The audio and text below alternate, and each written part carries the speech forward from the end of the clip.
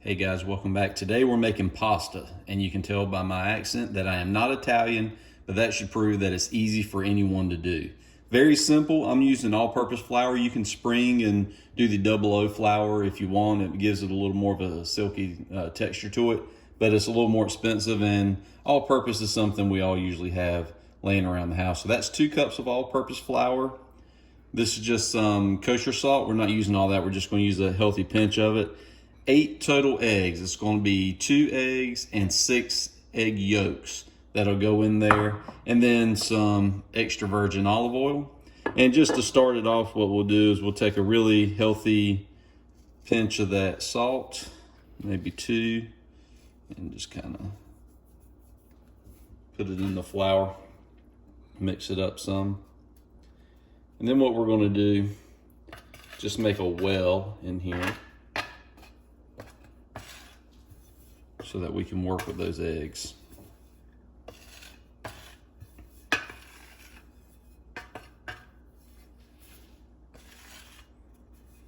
That simple. Now we're going to do the eggs, and then show you how to get those incorporated in there. Since we're doing 2 whole eggs, we can just go ahead and pop those in, and then we'll get the yolks out in just a second and start moving that stuff around.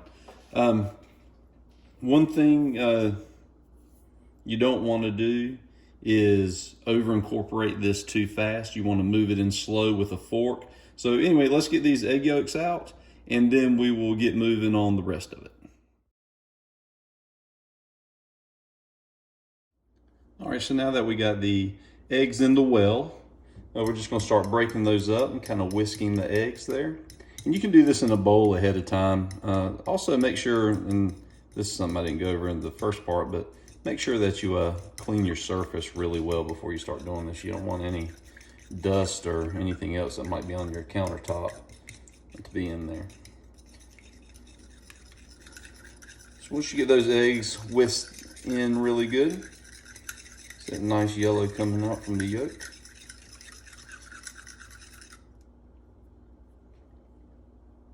I'm gonna go ahead and put your oil in. So 1 tablespoon of extra virgin olive oil.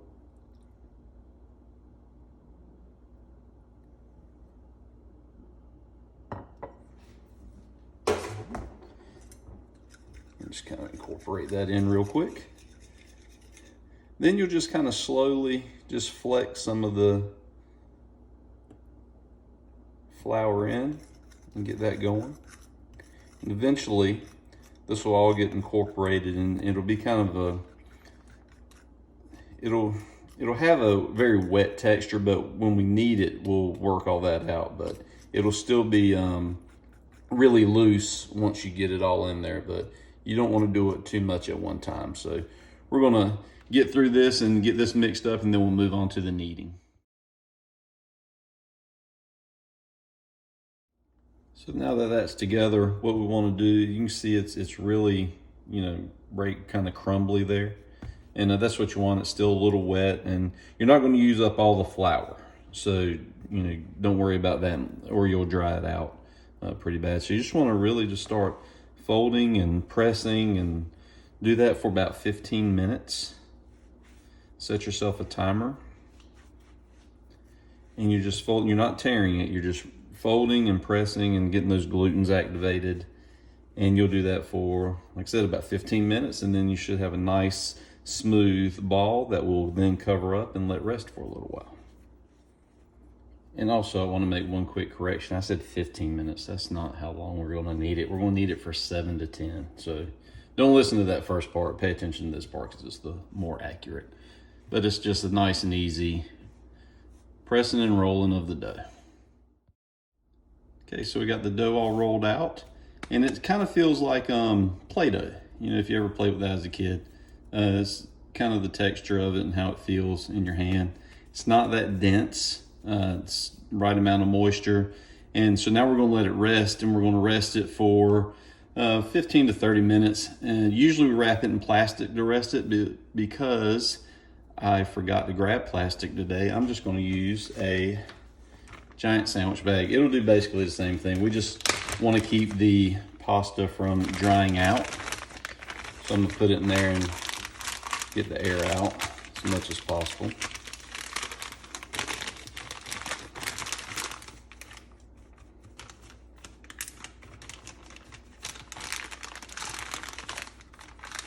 And then just let that go. And we'll be back when it's time to divide it up. You can hand roll it, but I'm going to cheat and use a pasta machine to do it. As it mentions in the title, this is going to be rustic. And rustic is just a way of meaning it's not going to look like it came from a restaurant. The ribbons probably won't be 100% the same size, and that's fine because we're just making it at home. We're not trying to make a profit. So we'll enjoy it. We're going to let this go for a little bit, and we'll come back shortly and take a look. Okay, guys, we're back after about a 30-minute rest. This is nice and pliable now. So what we want to do, just going to put a little flour out so it doesn't stick over here. And just kind of cut this into, we'll do 8. Because this is going to go a long way, as you'll see. Got a good eggy smell to it. And we'll throw the pieces we're not using for now back in here.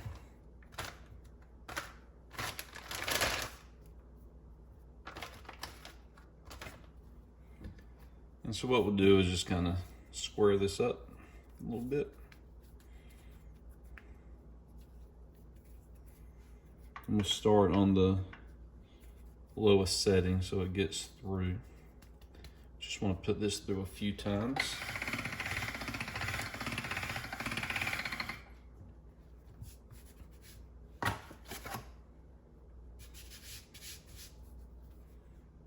Hold it back. Usually run it through about 4 times on the first setting and just make sure there's a little flour on there so it doesn't stick.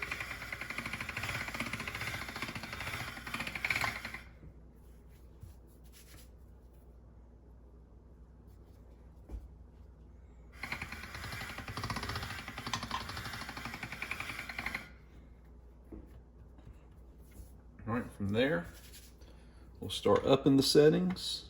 We'll get to about the 4th one and we'll roll it through and you'll see how long and thin it gets.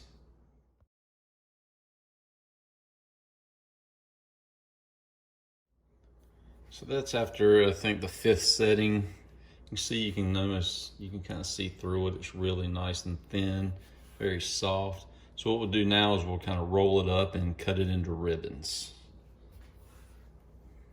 Okay, just kind of squared it off at the end. And now we're just gonna kind of loosely roll it, not tight at all, otherwise it's gonna stick together. So I put a little extra flour on it just to keep it from doing that. So it's really, really loose there. And once again, you know, you clean your surface really well. And the strips aren't going to be that long. We're just going to cut them kind of a uniform-ish size. And then we'll cut them down as we unroll them to the length that we want. Otherwise, they're really gonna expand in your pot and fill up when they hit that hot water, because this homemade pasta will really swell. You can just kind of gently unwrap it.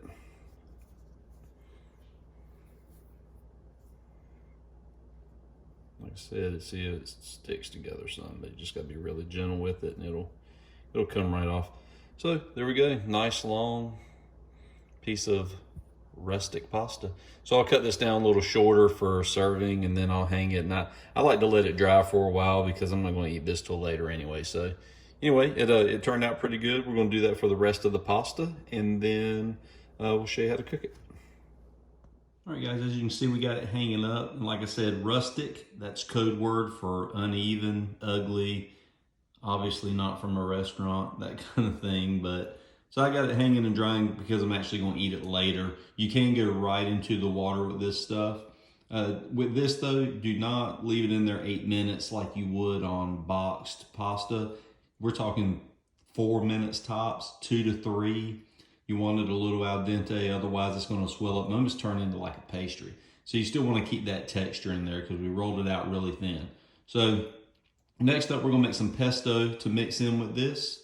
And we'll go do that right now. And then that'll all be ready for later when we cook it up and have it for supper. Okay, guys, to go with our pasta, which is, as we've said, nice and rustic, we're going to make our own pesto. So we'll cook the pasta in water, drain it, and then coat it in this homemade pesto and give it a real good flavor. And then we'll put it in a bowl and maybe add some red pepper flakes or a little extra Parmesan to it and dress it up a little bit. So again, this is something that's pretty easy. I got a cup of basil from the herb garden. I have about a teaspoon of fresh cracked black pepper and 3 cloves of garlic. I have 3 tablespoons of pistachios. Usually people use pine nuts. I just like the flavor that pistachio gives us a little better. And some kosher salt. It's just going to be a couple pinches of that. Most of your salt is going to come from 1/3 of a cup of fresh Parmesan cheese. And then I have about 1/3 of a cup of olive oil. We'll put it all in here, blast it, let it emulsify, get that good texture. We'll give it a taste and see how it is, see if we need to add a little more salt. I don't think we will, though. Usually that cheese really covers it. So it's pretty easy to make, and we'll go ahead and get that going, and you'll see how it's done.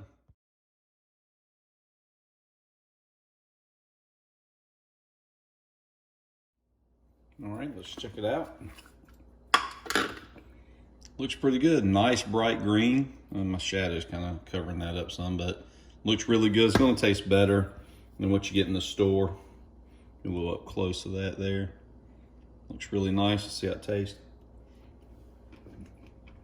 That's good. The pistachios, to me, add a better flavor than the pine nuts. It just depends on what you like. Definitely doesn't need more salt. That the Parmesan really adds that to it. But so it's good. So now we'll see what it's like once we get this onto the pasta, and we'll finish up the dish. All right, guys, we're back. Got the water going. Pasta, I got it hung and dry, and as you can see, it's really kind of, a little hard, but that's what happens with it when you dry it out. Now, when we put it in here, remember what I said earlier, we are not going to do this for 7 or 8 minutes like you would for a boxed pasta. You're going to do it literally maybe 2 minutes. So we're going to start tossing it in.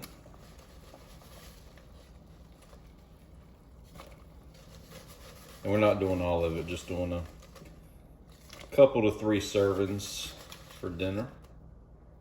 There we go. We'll save the rest of that. And so we will stir this for, like I said, just a couple minutes. Just let it cook just a little, then we'll drain it, and then we're going to add our pesto. So we'll be right back with that. All right, we got the pasta strained. We're going to give it a quick test. See, it's a little al dente. Doesn't tear apart real easy. Yeah, good chew to that too. And put that back in the pot. We're going to add in our pesto that we made a little earlier. And I just put this in the refrigerator in the downtime because, like I said earlier, you could have done it all like we did and went straight to the plate with it, but I was making it earlier in the day because later I have some other prep to do for something I'm cooking tomorrow. So from here, we'll just stir this up and then we'll get it on a plate. All right, guys, here's the final product. I just tasted it before putting it on the plate. The pesto, everything worked out really, really good. I'm really proud of it. So I hope you liked it. I just garnished it with a little extra Parmesan on top and some red pepper flakes to give it a little bit of heat. And with it, just having some toasted bread with olive oil and balsamic vinegar. So hope you like the recipe. It's really easy. It is a little time consuming with the rolling out and the cutting the pasta, but it really is worth it in the end. It's going to taste so much better than anything you get out of a box. And just remember that cook time of maximum 3, maybe 4, but I wouldn't go more than 2 to 3 on that. That will still give you that little bit of chewing, a little bit of bite in it, but you're gonna love it. And try the pistachios instead of the pine nuts. I think you'll really like it. All right, thanks for tuning in.